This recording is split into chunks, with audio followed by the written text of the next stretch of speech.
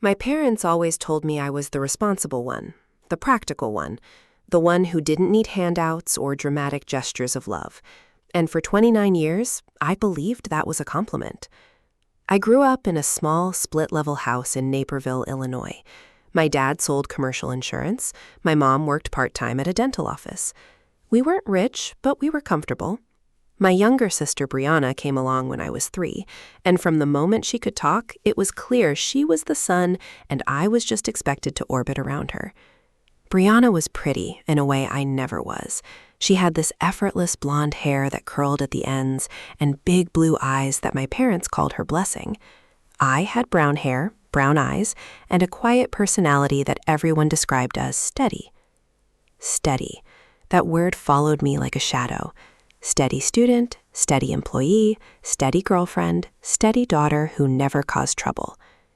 I graduated from University of Illinois with a degree in accounting. I got a job at a mid-sized firm in Chicago. I met a man named Daniel at a friend's barbecue, and we dated for 2 years before he proposed with a modest ring he saved 3 months for. I said yes because I loved him, not because of the ring size or the venue or any of the things my sister would later demand. We planned a small wedding, 60 people, a rented barn venue in the suburbs, a friend who did photography on the side. I was happy with it. I was genuinely happy. But this story isn't about my wedding.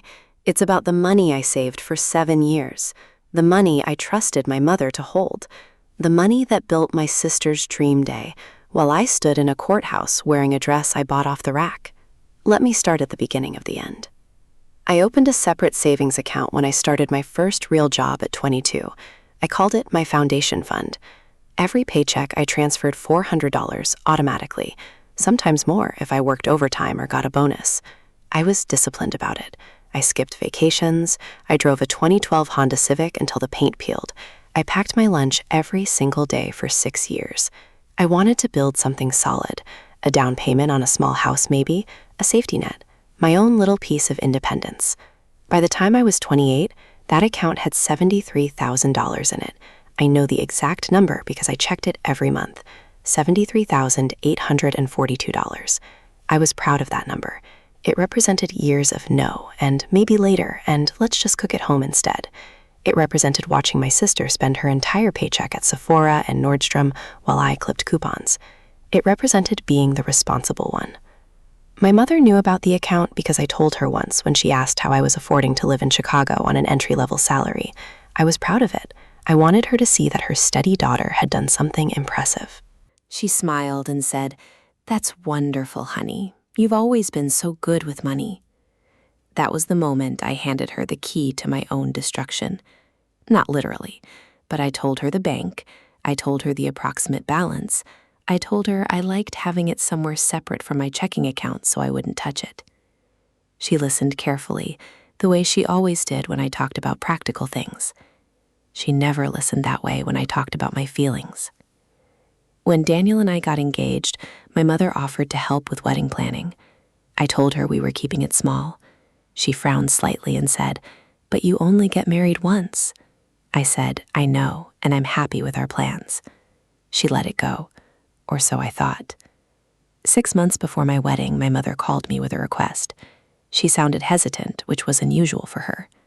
She said, "Your father and I are having a temporary cash flow issue.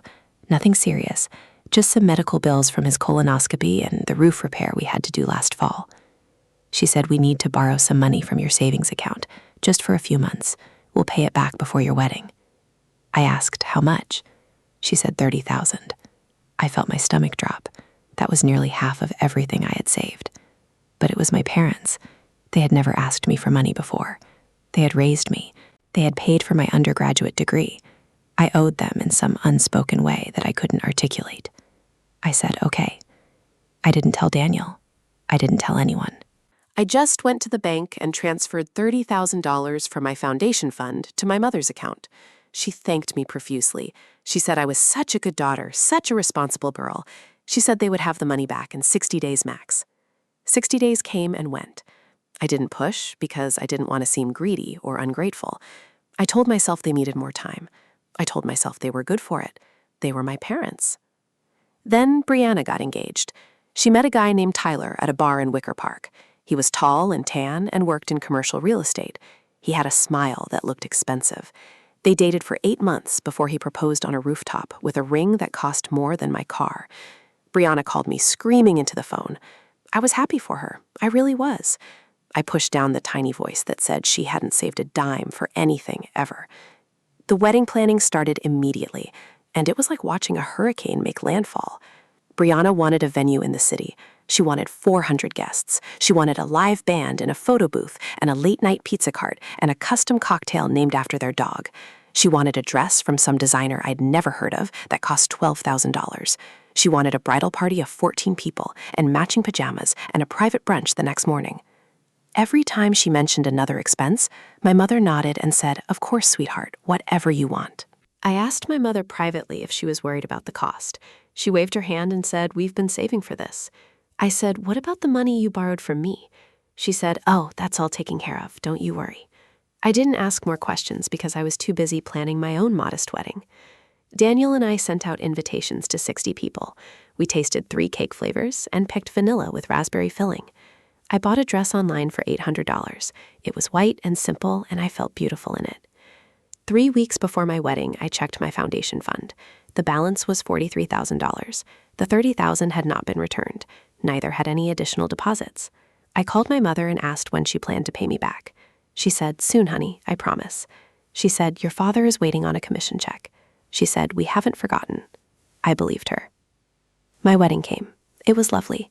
The barn venue looked beautiful with string lights and mason jars full of baby's breath. My father walked me down the aisle, and my mother cried happy tears. Brianna stood beside me as my maid of honor in a dress that cost $300, which she complained about for weeks because she thought she should have picked it. Daniel looked at me like I was the only person in the room. We danced to a cover band, we ate cake, we drove to a hotel near O'Hare for one night before flying to a small resort in Mexico for 4 days. It was not a dream wedding, but it was my wedding, and I loved it. For the next 6 months, I didn't think much about the money. Daniel and I settled into married life. We rented a 1-bedroom apartment in Logan Square. We talked about buying a place someday when we had enough saved. I was still putting money into my foundation fund, but slower now because we had joint expenses. The balance grew to $51,000 over time. I figured the $30,000 would eventually come back, and then we would have a real down payment. Then Brianna's wedding planning intensified. She wanted a Saturday in June at a venue called the Crystal Terrace in downtown Chicago. The rental fee alone was $18,000. She wanted flowers flown in from Holland. She wanted a 5-tier cake with gold leaf. She wanted a harpist during the cocktail hour. She wanted welcome backs for all out-of-town guests, filled with local goods and personalized notes. Every time she added something, I watched my mother's face. She never flinched.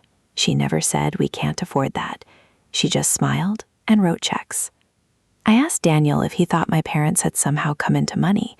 He shrugged and said, "Maybe your dad's insurance business is doing better than you think." I wanted to believe that. I wanted to believe my parents had found a way to give Brianna her dream day without sacrificing their own retirement or their debt to me. I was wrong. A week before Brianna's wedding, my mother called me. She sounded excited. She asked me to come over to the house because she had something to show me. I drove from Chicago to Naperville on a rainy Tuesday evening. When I walked in the door, I saw my mother sitting at the kitchen table, surrounded by binders and color swatches and seating charts. She looked happier than I had seen her in years. She pushed a piece of paper across the table. It was a bank statement. I glanced at it, confused. Then I saw the account number. It was my foundation fund account, the one I thought was secure, the one I had given her access to only for that temporary transfer. The balance was $7,000. I stared at the number for a long time. $7,211. I thought I was reading it wrong. I thought my eyes were playing tricks on me. I looked up at my mother, who was still smiling. She said, "We used the rest for Brianna's wedding. Your father and I decided that you two should both have beautiful weddings. You had yours, and now Brianna gets hers. It's only fair." Fair. She said the word fair, like she was explaining a math problem to a child. I couldn't speak. My throat closed up. My hands started shaking. I looked at the bank statement again. hoping the numbers would rearrange themselves into something that made sense. They didn't. I said, "You took my money." My mother tilted her head like I was being dramatic. She said, "We borrowed it, honey, and we used it for the family. Brianna's wedding is a family event." You benefited from your wedding, and now she benefits from hers. That's how families work. I said it was $73,000. I saved that for 7 years. You took everything except $7,000. My mother stood up and walked to the refrigerator. She pulled out a pitcher of iced tea and poured herself a glass. She didn't offer me one. She said, "We didn't take everything. You still have some left. And you have a husband now. You don't need that money the way Brianna needs a proper wedding." "I don't need it?" She said, "I don't need it?" I thought about all those years of saying no to myself. No to dinner out, no to new clothes, no to a vacation, no to a better apartment, no to anything that would take money away from my foundation fund. I thought about the $30,000 I had already given them without a contract or a promissory note or any proof that they intended to pay it back. I thought about the additional $36,000 they had taken without even asking. I said, "You stole from me." My mother set down her iced tea and looked at me with an expression I had never seen before. It wasn't guilt or shame or even anger. It was annoyance, like I was a child complaining about a chore. She said, "We are your parents. Everything we have belongs to you girls, and everything you have belongs to us. That's what family means." I stood up. My legs felt like they were made of wet cardboard. I grabbed the bank statement off the table and folded it into my pocket. I walked out of the kitchen. My mother called after me, saying, "Don't be dramatic. We can talk about this." I kept walking. I got in my car and I drove to Daniel's office, even though I knew he was still working. I sat in the parking lot and I cried so hard I thought I might throw up. Daniel found me an hour later. He had seen my car from his office window. He knocked on the glass and I unlocked the door. He got in and I handed him the bank statement without saying a word. He read it. His face went pale. He said, "Is this real?" I nodded. He said, "Your parents took $66,000. I said they took everything except $7,000. He said, "For your sister's wedding." I said yes. Daniel didn't say anything for a long time. Then he said, "We need to call a lawyer." But I didn't call a lawyer. Not then. Because Brianna's wedding was in 7 days, and my parents had invited 200 people, including my boss and my in-laws and everyone I had ever known, and I was terrified of what would happen if I blew it up. So I went to the wedding. I put on a navy blue dress that Brianna had picked out for the bridal party. I stood at the altar while she walked down the aisle in a dress that cost more than my first car. I watched my father give her away with tears in his eyes. I watched my mother sob with joy. I smiled for the photographer. I clapped for the first dance. I ate the gold leaf cake. I did everything a good daughter is supposed to do, and I hated every second of it. The reception was at the Crystal Terrace. It was everything Brianna had ever wanted. The flowers were insane, the band was loud, the pizza cart showed up at midnight. Everyone kept telling me how beautiful it was, how magical, how lucky Brianna was to have parents who would give her such a gift. I drank 3 glasses of champagne too fast and hid in the bathroom for 20 minutes. I looked at myself in the mirror. My mascara was smudged. My face was blotchy. I looked like someone who had just found out that the people who raised her saw her as nothing more than an ATM. Brianna found me in the bathroom. She was drunk and happy and glowing. She grabbed my hands and said, "Isn't this the best day of your life?" I said, "It's your day, not mine." She laughed and said, "But you're here and we're sisters, and I love you so much." She hugged me. I didn't hug her back. She didn't notice. The next morning, Daniel and I drove back to Chicago in silence. I stared out the window at the suburbs passing by, the same suburbs where I had grown up thinking my parents were good people, thinking they loved me and my sister equally, thinking I was the responsible one because that was my role in the family, not because they didn't care enough to remember my birthday without a reminder. When we got home, I called a lawyer. Her name was Melissa Chen. She worked at a small firm in the Loop. She specialized in financial disputes between family members. I found her through a coworker who had sued her own brother over an inheritance. I sat in Melissa's office and I told her everything: the account, the transfer, the verbal promise to repay, the second withdrawal without my permission, the bank statement showing a balance of $7,000. Melissa listened without interrupting. When I finished, she leaned back in her chair and said, "Did you ever sign anything giving your mother access to this account?" I said no. I just told her the bank and the account number. I authorized one transfer of $30,000. I never authorized anything else. Melissa nodded. She said your mother had your account information. She likely used it to make additional transfers without your signature. That's called unauthorized access. It's illegal, even if she's your mother. I felt something shift in my chest, a tiny flicker of hope. I said, "Can we get the money back?" Melissa said, "Maybe, but you need to understand what you're doing. Once you file a claim, your parents will be investigated. Your sister might be dragged into it.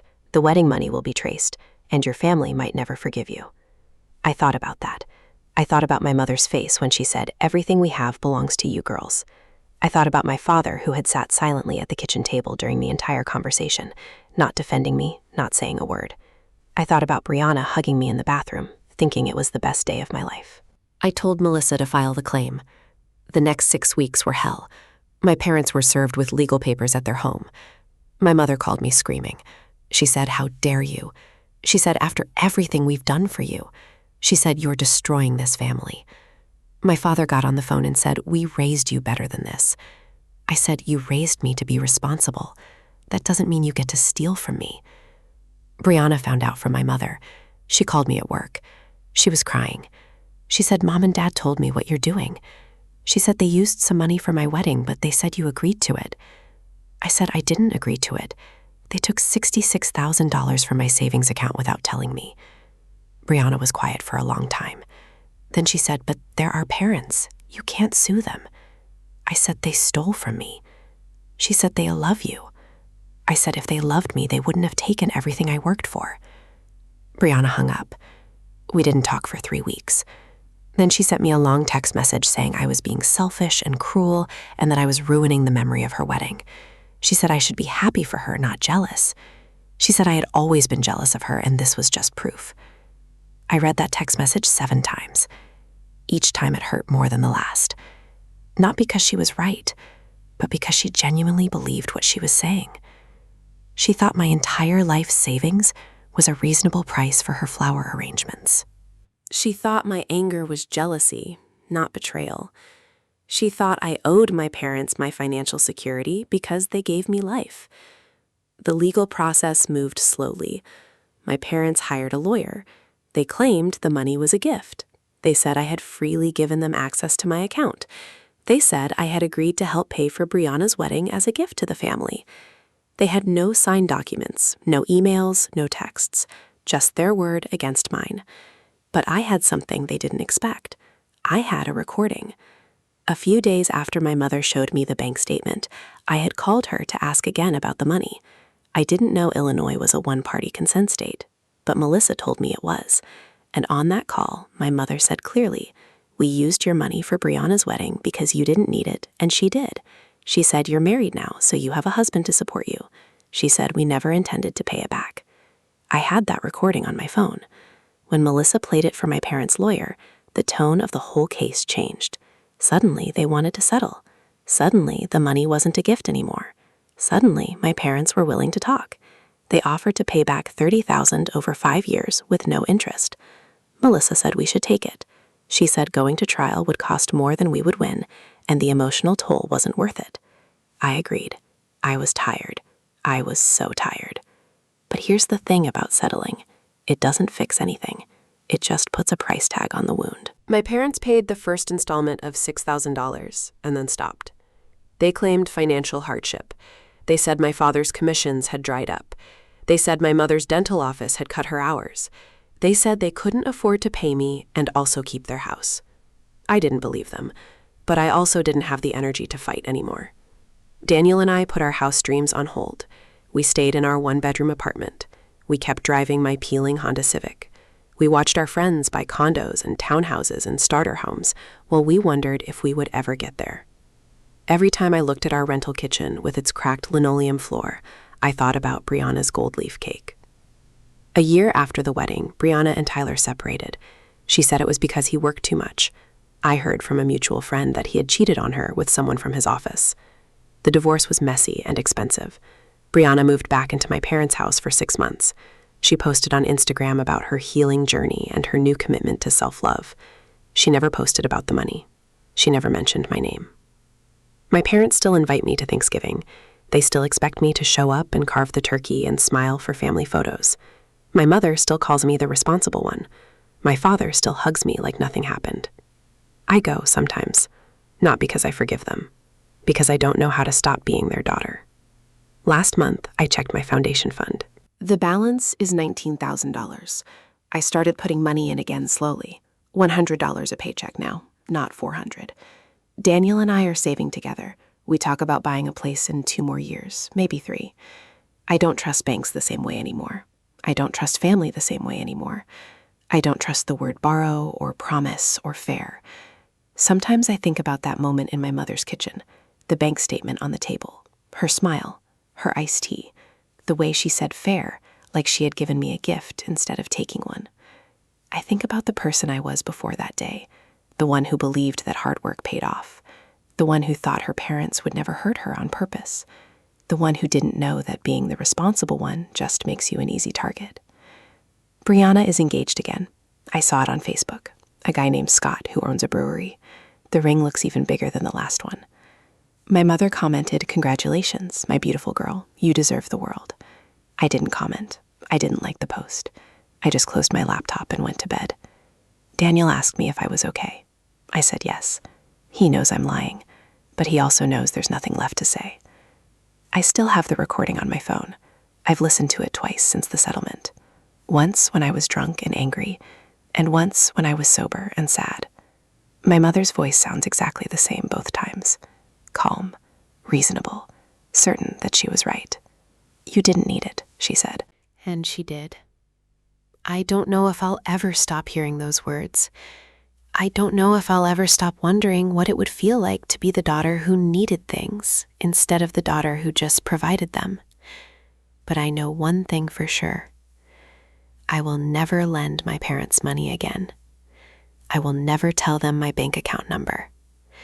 I will never trust them with anything more than a Christmas card and a polite smile. And when Daniel and I finally buy that house, I'm not going to invite them to see it. Because some debts can't be repaid, and some families can't be fixed. You just have to build something new with the pieces they left behind.